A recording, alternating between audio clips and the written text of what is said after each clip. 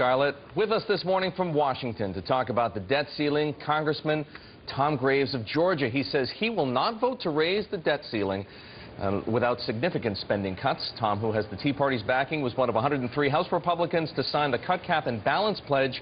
He serves on the House Committee on Appropriations, playing a central role in the deficit debate. Congressman, welcome to the Inside Track.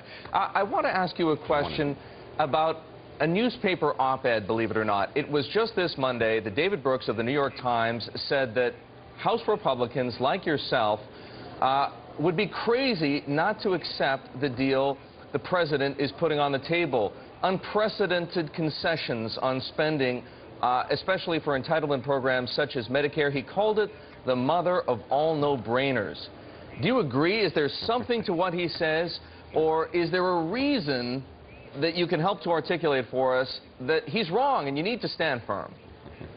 Well, first of all, I mean, I don't know of any deal. That's the first we've heard of a deal. I thought there was the grand compromise being discussed right now. The only plan that's been proposed, it comes from the Republican study committees and been embraced by the conservative senators as well, and that's the Cut, Cap, and Balance plan, and that's one that I'm a part of, which means we've got to cut the deficit now. We've got to cap federal government spending. Let's put government in a box and shrink the box over 5 years, and then let's pass a balanced budget amendment and let the states determine how the federal government manages its books. Should the federal government spend more than it has, or should it stay within within the limitations of the revenue? And I think the states would all say, hey, look, federal government, why don't you join 49 of the other states and have a balanced budget amendment to the Constitution? Congressman, are you in principle open to the idea of a compromise, which is to say getting much of what you want but also having to give something up in return?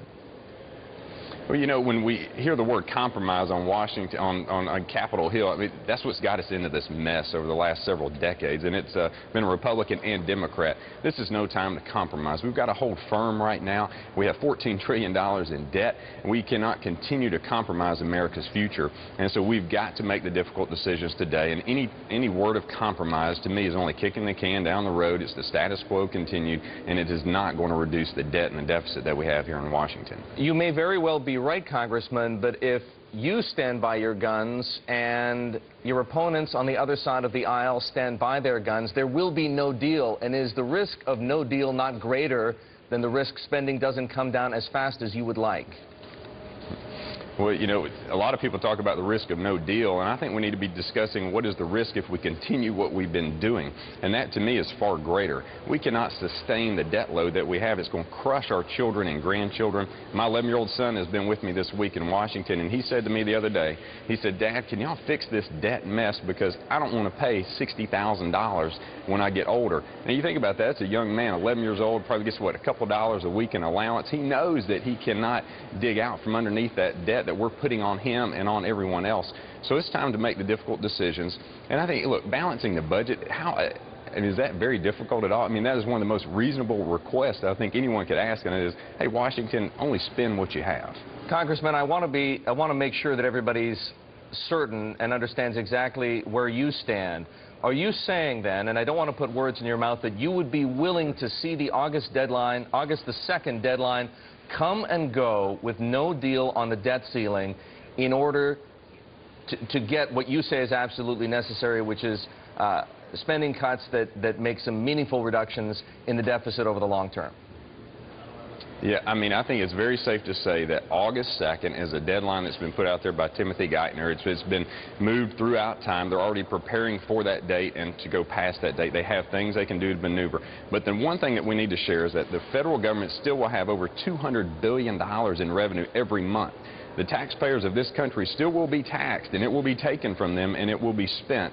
And it will be the President and the Treasury Secretary determining how they allocate those funds. So I'm willing to stand firm for a balanced budget amendment, for caps on federal spending, and for significant cuts today in order to save the next generation. Do you think it would be okay, Congressman, if the U.S. were to default even selectively on some of its Treasury debt?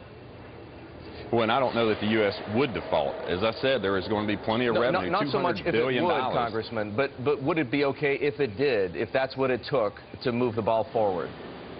I don't think you reach that point at all. I don't think that happens. I think you still have plenty of revenue to pay the interest. You have plenty of revenue to pay a lot of the federal government. I mean, you're going to have 2/3 of all the revenue that the federal government requires to fund its programs available each and every month. So it's I guess, a question of managing the cash flow and making difficult decisions, and that's what the President and Timothy Guyton are going to have to do if they don't move to the position of living within our means as a federal government. Congressman, thanks for joining us. As you just pointed out, standing firm on the cut, cap, and balance plan, Congressman Tom Graves of Georgia, one of the favorites of the Tea Party.